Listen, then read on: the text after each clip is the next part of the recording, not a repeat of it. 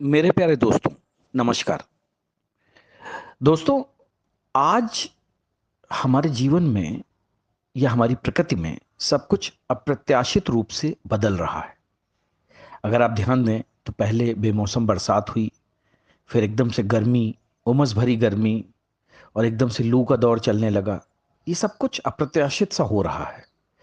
दक्षिण और दक्षिण पूर्व एशिया के कई क्षेत्रों में बहुत ज्यादा गर्मी मिल रही है। ये सब एक्चुअली अनायास नहीं है। देखिए,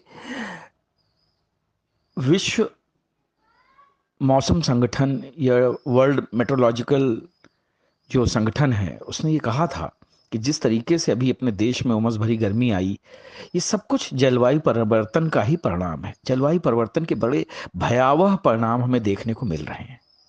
अगर आपने ध्यान दिया हो तो अप्रैल मई में सर्दी एकदम से आ गई, पानी गिरने लगा, और इसके बाद फिर एकदम से गर्मी बढ़ गई। ठीक है। अब आप समझिए, बहुत सारे देशों में जो है गर्मी के कारण आग लगने, इवन जमीन तक चटकने लगी है। और औसत वैश्विक तापमान जो है वो 1.2 डिग्री सेल्सियस से भी ज्यादा बढ़ रहा है। और अगर ये वृद्धि 2 डिग्री सेल्सियस तक पहुंच गई तो ये समझ लीजिए कि हमारे परिस्थितियां जो हैं वो पूरी तरीके से हाथ से बाहर हो जाएंगी। अब भारत एक विकासशील देश है और सबसे बड़ी आबादी वाला देश है, तो इसके सामने चुनौतियां और भी बड़ी हैं। डेवलपमेंट भी चाहिए, लेकिन जो ये ग्रीन हाउस गैसेस का उत्सर्जन है, इसको भी हमें नियंत्रित करना है ताकि इस तरीके के अप्रत्याशित मौसम में परिवर्तन ना आए। पूरी दुनिया के देशों को समझना होगा कि जो प्रकृति है, ये जो मौसम है, ये किसी देश की सीमा में बंधकर रह नहीं सकता है।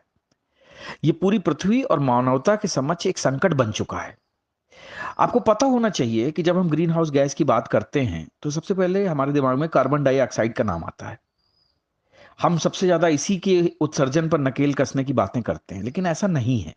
मीथेन भी एक बहुत ही महत्वपूर्ण ग्रीन हाउस गैस है। आपको पता है कि हम 13% ही मीथेन गैस के उत्सर्जन पर, जो हमने नियम कानून बनाए हैं कि उस पर नकेल कसी जा सके उत्सर्जन पर, लेकिन 25% जो है कम से कम भूमिका है या हिस्सेदारी है मीथेन गैस की ग्लोबल वार्मिंग में।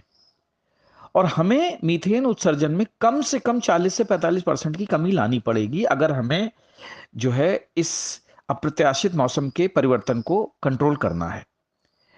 अब दिक्कत क्या है कि पूरी दुनिया में या लोगों को इस बारे में कुछ मालूम ही नहीं है। सिर्फ बड़े बड़े शोधकर्ता इसके ऊपर बात करते हैं और बड़े बड़े इसमें सेमिनार्स होते हैं, और इसके बाद सब कुछ खत्म हो जाता है। इसमें आम जन की कोई भागीदारी नहीं है। इस वजह से पूरी दुनिया में ये जो बेमौसम बरसात, बेमौसम सर्दी, बेमौसम गर्मी हो रही है, एक्चुअली ये प्रकृति की चेतावनी है। हम जिस तरीके से इंडस्ट्रियलाइजेशन बढ़ा रहे हैं, पूरी दुनिया को कंक्रीट का जंगल बढ़ा रहे हैं, बना रहे हैं, उसी वजह से सारी समस्याएं पैदा हो रही हैं। तो अब क्या है कि जो ये वैश्विक तापमान जिस तरीके से बढ़ रहा है, अगर ये 2 डिग्री सेल्सियस तक बढ़ जाता है तो इसको रोकना बहुत ही मुश्किल हो जाएगा। इसलिए हमें अपने आसपास बहुत सारे पेड़ लगाने होंगे ताकि इस तापमान बढ़ने को रोका जा सके। और WHO भी इस दिशा में कार्य कर रहा है, वर्ल्ड हेल्थ ऑर्गेनाइजेशन, क्योंकि इस बढ़ते हुए तापमान की वजह से वैश्विक बीमारियों में भी काफी वृद्धि हो रही है।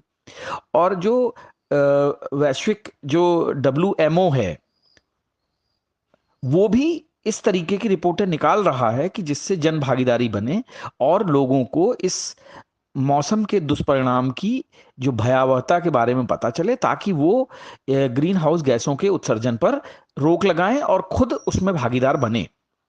तो मुझे लगता है कि हम सभी के लिए ये एक वार्निंग है।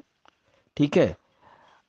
अब हम सभी लोग मिलकर अपने देश में इन प्रयासों में तेजी लाएं, बहुत सारे वृक्ष लगाएं, AC का या कारों का या और भी जो हमारे डेली यूजेस में आने वाली चीजें हैं जिनसे कि कार्बन का उत्सर्जन बढ़ता है, उस पे रोक लगाएं ताकि हम अपनी धरती को गर्म होने से रोक सकें। धरती गर्म होने से अगर रुकेगी तो हम सभी का जीवन सुरक्षित होगा, वरना कब तक आप और हम AC खरीदते रहेंगे और गर्मी की भयावहता को झेलते रहेंगे। तो मुझे लगता है कि हम सभी को इस विषय में सोचना चाहिए, इस ग्लोबल वार्मिंग के बारे में सोचना चाहिए, हमारे जो एनवायरनमेंट में चेंजेस आ रहे हैं उसके बारे में सोचना चाहिए, सभी को इस बारे में जागरूक होना चाहिए और अपने देश को, समाज को इस विषय पे जो है एक दूसरे के सहयोग के साथ आगे बढ़ना होगा। वरना वो दिन दूर नहीं कि जब हमारी दुनिया इन्हीं ग्लोबल वार्मिंग के चक्कर में संकट के मुहाने पर खड़ी होगी और फिर हम चाह कर भी अपनी धरती को बचा नहीं पाएंगे, साथ ही बढ़ती हुई बीमारियों पर और परेशानियों पर अंकुश नहीं लगा पाएंगे।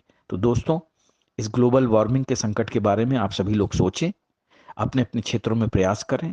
बस इसी उम्मीद के साथ मैं चाहता हूं कि आप सभी का सहयोग मिले। जय हिंद, जय भारत।